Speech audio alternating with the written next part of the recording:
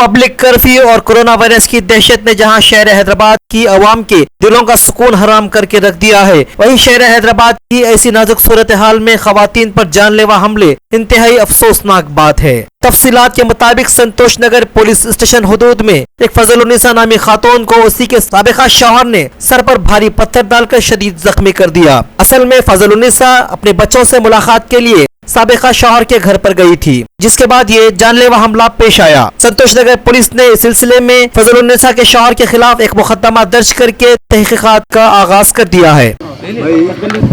मेरा नाम फजलुन्निसा है। 5 साल पहले मेरी शादी हुई थी इनसे। इनका नाम मोहम्मद जाकिर है और ये लोग बिल्कुल मतलब इलिटरेट है और जाहिल किस्म के लोग हैं और लोग कभी भी औरत को डोमिनेट करने के चक्कर में रहते हैं और हमेशा से ये चीज़ हम बोलते थे कि औरत का कुछ भी मुकाम नहीं है, पैर की जूती है, वो है, ये है, और हमेशा सिखा के भेजते थे, जाओ मारो पीटो, वो करो ये करो बोल के। और जो है इन्हों ज़्यादा कमाते करते भी नहीं थे, तो उनकी फैमिली से कोई भी उनको नहीं बोलता था कि तुम कमाने जाओ या करो वो करो बोल के। मैं एजुकेटेड हूँ, मैं जॉब करने जाती थी और मेरी सैलरी से तकरीबन घर मैं चलाती थी। अगर मैं जॉब करने नहीं गई, मैं इनकार करी, ऐसा कुछ भी बोली तो उस पर भी मारपीट करते थे। इनके फैमिली तो बिल्कुल ही डोमेस्टिक वायलेंस के उसमें रहती थी। कभी इनके भावजन चढ़ाते थे, कभी इनके भाइयाँ चढ़ाते थे, मारो पीटो बोल के। और इनके एक भाई बाहर थे मेरी शादी हुए के बाद, फिर उन्होंने जब वापस आए पता नहीं उनको क्या इनसिक्योरिटी हो गई मेरे से। कभी समटाइम्स जो है मेरी कमर में भी हाथ वगैरह ऐसा डाल रहे कर रहे थे उन्होंने। कभी कुछ बहस हो गई, ऐसा कुछ हुआ। उस टाइम में मैं उनको बातें करी कि मतलब ऐसा मत करो, ये चीज़ें सही नहीं है बोल के। वो क्या इनसिक्योरिटी थी मेरे को नहीं मालूम है उनको लेके। उन्होंने बाद में उनकी पूरी फैमिली, उनके मम्मी, उनके डैडी, कुछ भी लड़ाई हो, कुछ भी हो, ये लोग मर जाना अंदर ही बोल के बोलते थे। इतने बड़े लोग थे घर में, लेकिन कोई आके हम लोग को ना पूछता था ना देखता था और एनकरेज करते थे उल्टा के मारो पीटो, जो कर सकते करो बोल के था। और हमेशा से ये इंसान यही करते रहा, गैर ज़रूरी के इधर उधर किराए के घरों में लेके जाना रखना, फिर यहाँ से कुछ तो भी सुन के आके वहाँ लड़ाइयाँ झगड़े करना, वहाँ से सुन के आके वो करना, वो सारी चीज़ें करते रहे।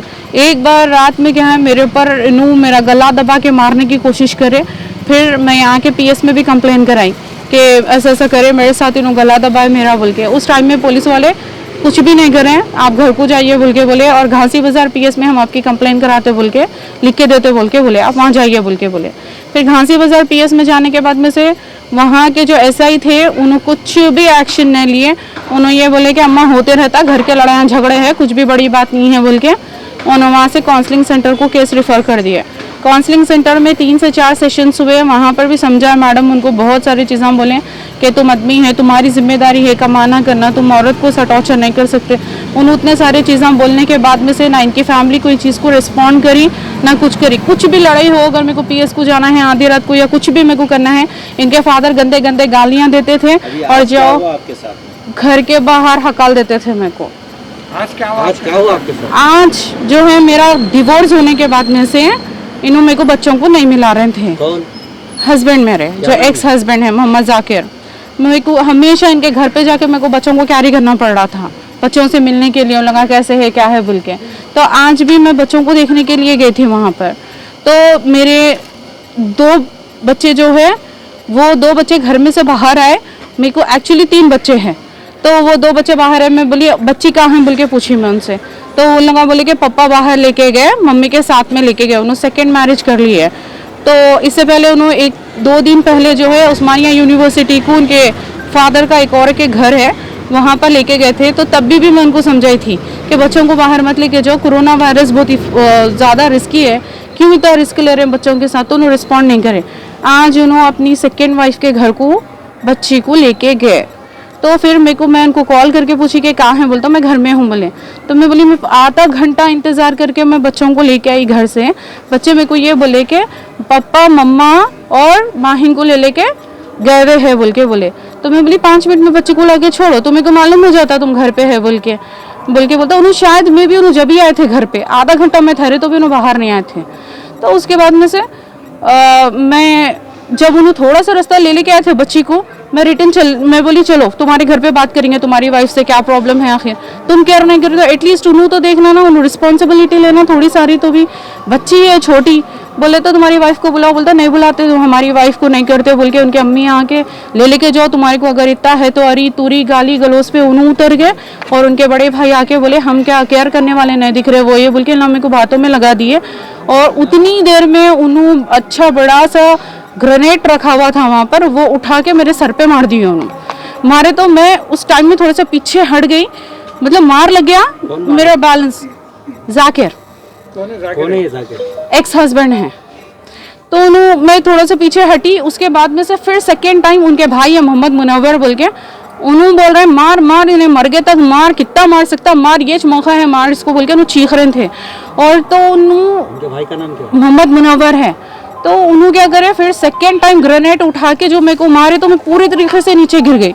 गिरने के बाद में से फिर एक बार उठाए मेरे को मारने के लिए। उस टाइम में उनके एक बड़े भाई आए, उन्होंने आके उनको खींच के लेके चले गए। मेरे सर में से इतना खून जा रहा था, उस टाइम में लगा बच्ची को भी ढकल दिए, बच्ची को भी गिरा दिए, बच्ची भी वहीं ठहरी हुई थी, कोई भी बच्ची को भी नहीं देख रहे थे। तो वैसे जैसी स्टेट में थी मैं, वही स्टेट में मैं पीएस को आई। अब पीएस में आने के बाद आपको क्या बोले पीएस वाले? पीएस में मेरे आने से पहले उन्होंने मौजूद थे, उन्होंने आके यहाँ पर ये बोले कि इन्होंने मेरे घर में गाली गलौज करने की वजह से मैं इनको मारा। तो अभी तक कोई भी पीएस में कोई एक्शन नहीं हुआ। वो लगा मेरे को हॉस्पिटल लेके गए, मेरा वहाँ पर थोड़ा सा ट्रीटमेंट हुआ, अब आके लगा एफआईआर दर्ज कराए। कितने स्टिचेस लगे आपको? ऑलमोस्ट 8 to 9 स्टिचेस है। हाँ किधर लगे आपको? पूरे सर पे। मेरे को इंसाफ होना है और जो क्राइम करे उनको सजा देना चाहिए।